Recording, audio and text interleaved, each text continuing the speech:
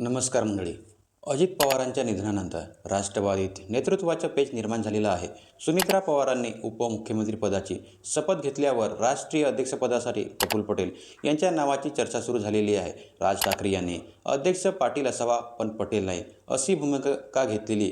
यावर प्रफुल्ल पटेल यांनी पत्रकार परिषदेत तीव्र नाराजगी व्यक्त करत राज ठाकरेंचा माझ्या पक्षाशी काय संबंध असा सवाल करत पक्षाची जबाबदारी माझ्यावर असल्याचे स्पष्ट केलेले आहे. राष्ट्रवादीचे नेते आणि उपमुख्यमंत्री अजित पवार यांच्या अपघाती निधनामुळे अख्खा महाराष्ट्र हळहळलेला असून त्यांच्या जाण्यानंतर कुटुंबांचं, पक्षांचं काय होणार, पुढली वाटचाल कशी असणार असे अनेक प्रश्न.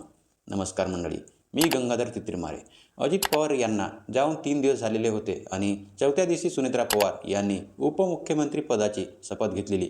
मात्र दुसरीकडे राष्ट्रवादीच्या राष्ट्रीय नेतृत्वासाठी अर्थात राष्ट्रीय अध्यक्ष या पदासाठी प्रफुल्ल पटेल स्पर्धेत असल्याची चर्चा सुरू झालेली. त्यावर मनसे अध्यक्ष राज ठाकरे यांनी ट्विट करत रोखठोक भूमिका मांडलेली होती. राष्ट्रवादी काँग्रेस पक्षासारख्या अस्सल मराठमोळ्या मातीतला आणि रांगड्या पक्षाचा अध्यक्ष हा कुणीतरी मराठी असावा पण पाटील नसावा असे राज ठाकरे यांनी म्हटलं होतं. दरम्यान आज प्रफुल्ल पटेल यांनी पत्रकार परिषद झाली तेव्हा त्यांनी अजित पवार यांचं निधन, त्यानंतरची पक्षाची अवस्था, जबाबदारी, विलिनीकरण आणि राष्ट्रीय अध्यक्ष कोण अशा सर्व मुद्द्यांवर विस्तर उत्तर दिलं.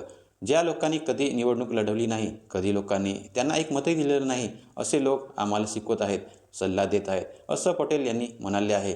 राज ठाकरे यांनी केलेल्या टीकेबद्दल विचारल्यावर तर पटेल संतापलेच. राज ठाकरे वाकरे, माझं काय संबंध, माझ्या पक्षाचा नेता कोण आहे त्यांनी ठरवायचं का असा सवाल संतप्त पटेलांनी विचारलेला. विधिमंडळ आणि राजकीय पक्ष असे 2 पार्ट आहेत. यातच विधिमंडळ हा पार्ट झालेला आहे.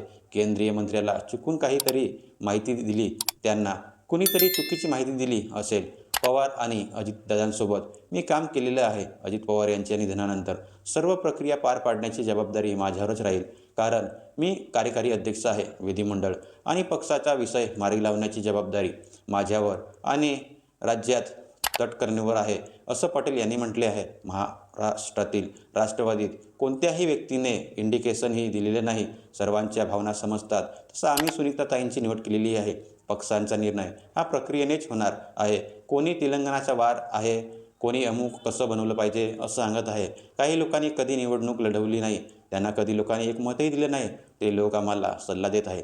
माझे वडील राज्यातून निवडून येत होते. मलाही महाराष्ट्राच्या जनतेने कितीतरी वेळा निवडून दिलं आहे. आमच्या कुटुंबाबाबत आणि माझ्याबाबत कोणी बोलत असेल तर त्यांना लाज वाटली पाहिजे असे पटेल यांनी म्हटले आहे. राज ठाकरेंनी पटेलांना उद्देशून केलेला ट्विट उल्लेख करताच तर ते भडकलेच. राज ठाकरे वाकरे, माझा काय संबंध, ते काय माझ्या पक्षाचे आहेत किंवा त्यांनी काय ठरवायचं, हा माझ्या पक्षाचा नेता कोण आहे, विधिमंडळाचा नेता कोण, आम्ही काय, राज ठाकरे, इतर कुणाही. सकाळची 9ची बुलेटिन आहे, तेलंगणाचा वार आहे, हे लोक आम्हाला आमच्या पक्षात आम्ही काय करायचं सांगत आहे अशा शब्दात त्यांनी ठाकरे व संजय राऊत यांच्यावर समाचार घेतलेला आहे. व काय म्हणाले होते राज ठाकरे हे आता आपण बघणार आहोत. प्रफुल्ल पटेल हे राष्ट्रवादीच्या राष्ट्रीय नेतृत्वासाठी अर्थात राष्ट्रीय अध्यक्ष या पदासाठी स्पर्धेत असल्याची बातमी मिळताच नुकतीच समोर आलेली आहे.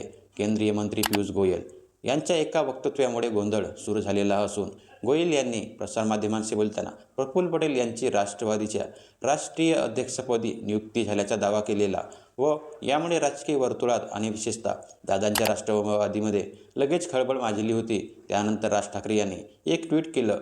त्यांच्या या ठाकरे शैलीत त्यांनी या मुद्द्यांवर भाष्य केलेलं होतं की महाराष्ट्राच्या राजकारणाचा गेल्या काही काळात फार विचका झालेला असून त्यावर खरं तर भाष्य पण करावं असं वाटत नाही. पण तरी आज दिवसभर ज्या घडामोडी घडलेल्या आहेत व सुरू आहेत त्यावर बोलावंच लागेल. राष्ट्रवादी काँग्रेस पक्षासारख्या अस्सल मराठमोळ्या मातीतला आणि रांगड्या पक्षाचा अध्यक्ष हा कुणीतरी मराठीच असावा, पाटील असावा पण पटेल नाही असं राज ठाकरे यांनी म्हटलं होतं. तुम्हाला काय वाटतं? प्रफुल्ल पटेल यांचं विधान योग्य आहे की राज ठाकरेंची टीका रास्त आहे? कमेंट्समध्ये नक्की सांगा. व असेच ताज्या राजकीय घडामोडींसाठी आपल्या चॅनलला सबस्क्राईब करायला विसरू नका. तोपर्यंत पाहत राहा. नमस्कार मंडळी.